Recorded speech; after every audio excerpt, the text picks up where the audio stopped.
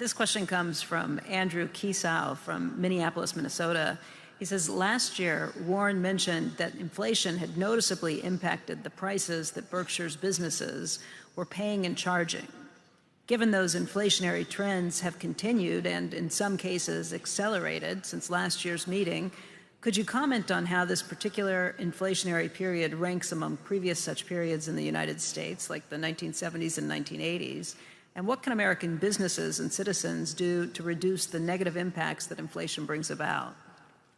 Well, we've sort of attacked what you do yourself. And you develop skills that people are willing to pay for in the future, regardless of what the unit of exchange is. But in terms of inflation in our own businesses, it's extraordinary how much we've seen. I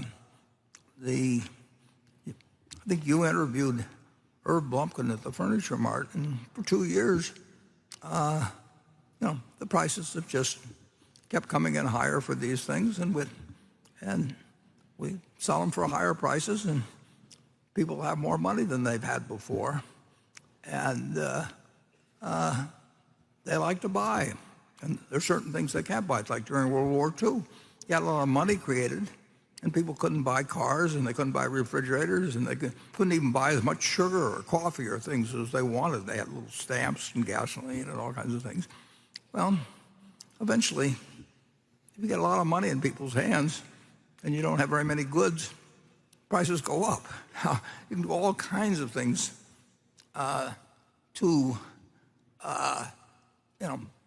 try and talk it down. And of course, inflation is never the same. Nothing in economics is the same the second time after it happens than the first, because the first affects people's attitudes, and the second, their attitudes always influence the activity itself. I mean, it is an interesting phenomenon. People write a textbook, and they write it based on the last experience, and people read the textbook so they behave differently next time, and then they wonder why they're getting a different result than they got the time before. So anyway, we have sent out lots and lots and lots.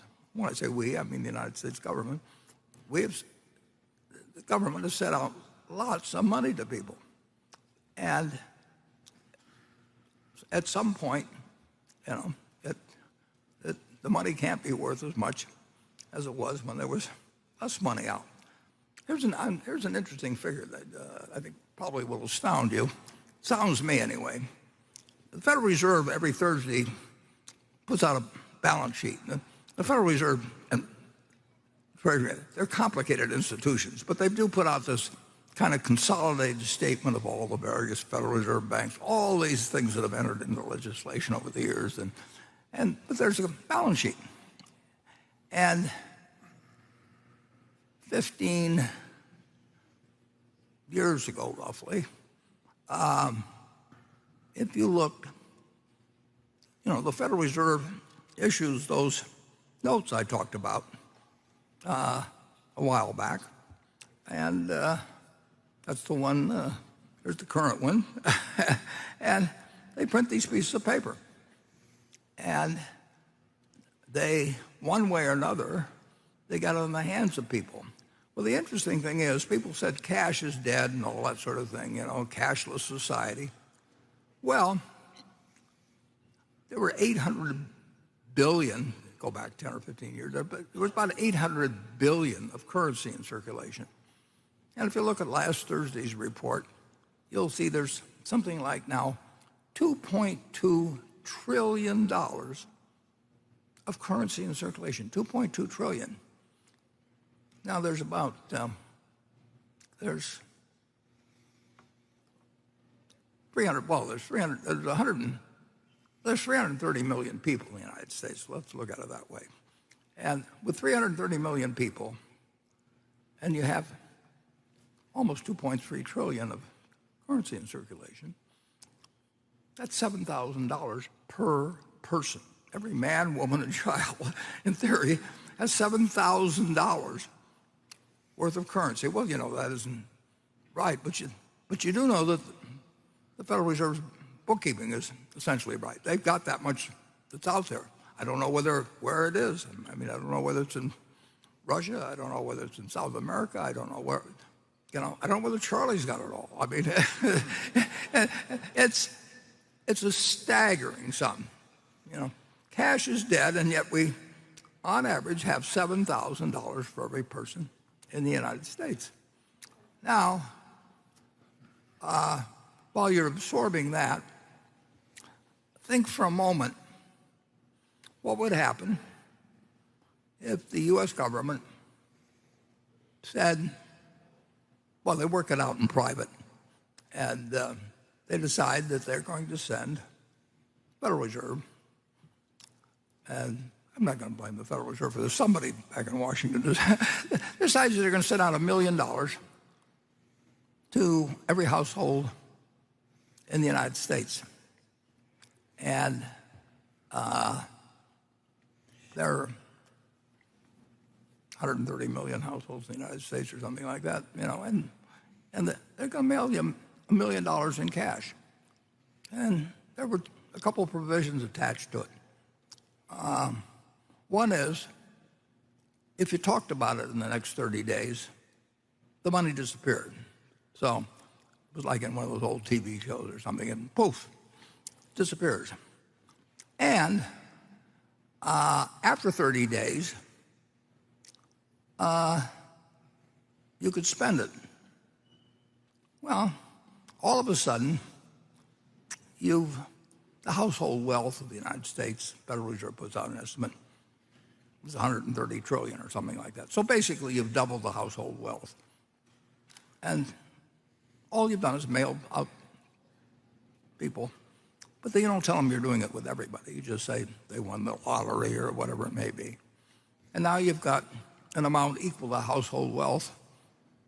You've got on average, people have doubled it. They've got this extra 130 trillion of wealth, and in a month they can spend it. Well, what's going to happen? Well, prices are going to go up, but are they going to go up immediately? Well, you don't know the other guy got it. You just know you've got it. So you don't really feel like you got to rush out and buy things. But as soon as word gets around, well, we've mailed out. If you look at the amount we've distributed, the federal government, I'm just talking about the distribution of resources. We're talking numbers like that, and it affects prices. It has to affect prices. If you had 10 times as much, if you went home and you had 10 times the net worth you had yesterday, but everybody else did the same thing, it doesn't increase the amount of bread in the economy or the number of cars. It just means that the price, the value of this is going to go down, and its purchasing power, you can't buy more than exists. So it's a very strange period where we had lots of money sent out to people. One way or another we're getting it, that they didn't find as many things to buy as before, and we had supply chain disruption. We have all these things happen. But the end of it is they go out to the Nebraska Furniture Mart and they just start buying things. And they do it with our other companies. And they do it in very peculiar ways. And now they're buying, one thing, jewelry stores were, generally speaking, not a very good business. And 2 years ago, every landlord that had a jewelry store or multiple jewelry stores in their mall, was wondering how they were going to get their rent. And now every jewelry store virtually is doing incredibly better than they ever dreamt, with way less inventory, because people are just come in and buy. And they don't wait for sales. When they walk in the store, they're going to walk out and they're going to have bought something, and they pay for it. They got the money.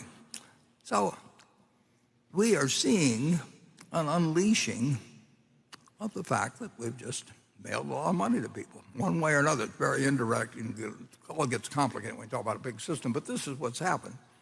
And I will guarantee you that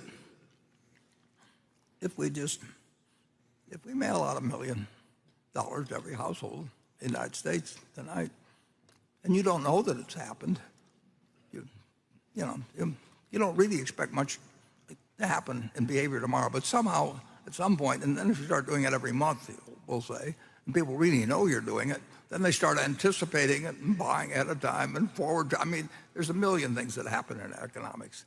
But the answer is, we've had a lot of inflation, and it was almost impossible not to have if you're going to mail out the kind of money we've mailed out.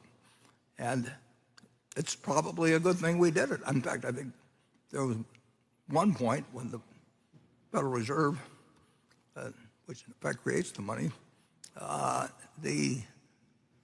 if they hadn't done it, your lives would be a lot worse, a whole lot worse now. And that was an important decision. And